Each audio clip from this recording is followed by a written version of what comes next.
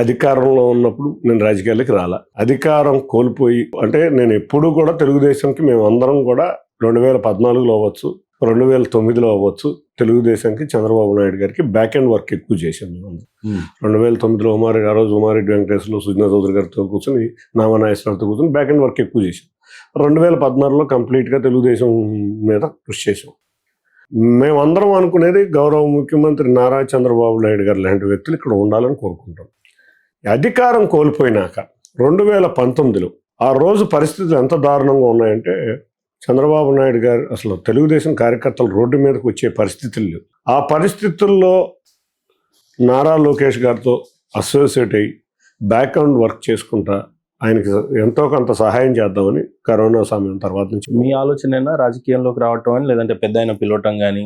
ఏమీ లేదు. నేను నారా లోకేష్ గారి దగ్గరికి వెళ్ళి బ్యాక్ అండ్ వర్క్ చేస్తామని చెప్పి ఆ రోజు నారా లోకేష్ గారితో బ్యాక్ అండ్ వర్క్ మొదలైన కాలక్రమంలో ఎప్పుడైతే విజయవాడలో వివాదాస్పదం కార్యక్రమాలు మొదలైనవి, తప్పని పరిస్థితుల్లో నేనే వెళ్ళి పెద్ద ఆయన కోరాను. ఆయన లేదు, ఎంపీ ఉన్నాడు కదా చూద్దాం, అప్పుడే కాదు కదా ఇది అని అన్నారు. కానీ నేనైతే సరే సార్ ఏది చెప్పినా సిద్ధంగా ఉన్నా. ఆ రోజు సార్ ఎవరికి సీట్ చెప్పినా మేము కూర్చుని పనిచేయడానికే ఉన్నాం. నాకు తెలుగుదేశం అధికారంలో రావాలి, సార్ ముఖ్యమంత్రి అవ్వాలి, నారా లోకేష్ చక్కటి పొజిషన్లో చూడాలి. నాకు ఎందుకంటే నాకు రాజకీయాల్లో అత్యంత ఇష్టమైన వ్యక్తి ఎవరున్నారంటే అది నారా లోకేష్. కాబట్టి అంతేకాకుండా అత్యంతగా గౌరవించే వ్యక్తి నారా చంద్రబాబు నాయుడు. అటువంటి వ్యక్తులు అధికారంలో ఉండాలని కోరుకుంటా రాజకీయాల్లోకి రావడం జరిగింది. మీరు రావటము, మీ అన్నగారు రాజకీయ సన్యాసమే తీసుకుంటానని చెప్పటము, దీన్ని ఏ రకంగా స్వీకరిస్తారు? ఒక మనిషికి అహంభావం అనేది ఉండకూడదు. పెద్దలని మనకు ఎవరైతే గౌరవం ఇచ్చారో, తల్లి లాంటి పార్టీని గౌరవించాలి. ఆ నడిపించే నాయకుడు మనకు ఎంత ఇబ్బంది ఉన్నా లాస్ట్కి మనం చెప్పాలి, leader is the decision, is the final decision అని ఉండాలి. ఏదైనా ఉంటే క్లోజ్డ్ బాడీలోకి వెళ్ళి కూర్చుని లీడర్తో ఎంతన్నా డిబేట్ చేయొచ్చు, కానీ పబ్లిక్లోకి వచ్చి మాట్లాడటం అనేది చేస్తే దానికన్నా బాధాకరమైన విషయాలు ఉండవు.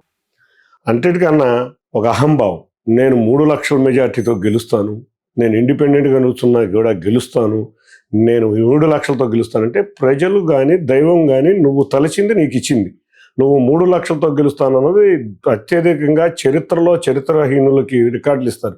3 లక్షల మెజార్టీతో నిన్ను ఓడించడం జరిగింది. వాళ్ళ నాయకుడు కూడా వైనాట్ 175 అనటం అనేది రాజకీయ చరిత్రలో లేదు. వైనాట్ 175 కొంచెం త్రుట్లో తప్పింది ప్రమాదం.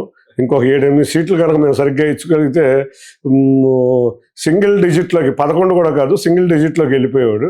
అదృష్టం కొద్దీ భారతీయ జనతా పార్టీ కొంచెం ముందుగా మేల్కొని ఉంటే 25కి 25 ఎంపీ సీట్లు మేము గెలిచేవాళ్ళం.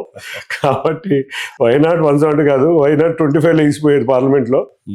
మనం కూడా చూసాం పులివెందులు లాంటి ప్రదేశంలో ఒక డిపాజిట్ కోల్పోవడం అంటే ప్రజలు ఎంత ఆగ్రహంగా ఉన్నారంటే, అంటే మనం చూస్తే ఎక్కడైనా పోటీ ఇవ్వచ్చు. ఇప్పుడు అధికారంలో ఉన్నారు గెలుస్తారు అని అంటారు, కానీ పోటీతో అది నాయకుడు ఉన్న చోట పోటీతో ఓడిపోతే ఓడిపోవచ్చు. కానీ డిపాజిట్లు కోల్పోయారంటే ప్రజలు ఎంత ఆగ్రహంగా ఉన్నారో తెలుసా? జగన్ రెడ్డి మీద, పులివెందుల ఎమ్మెల్యే జగన్ రెడ్డి మీద ప్రజలైతే మాత్రం చాలా తీవ్రమైన ఆగ్రహవేశంతో ఉన్నారు.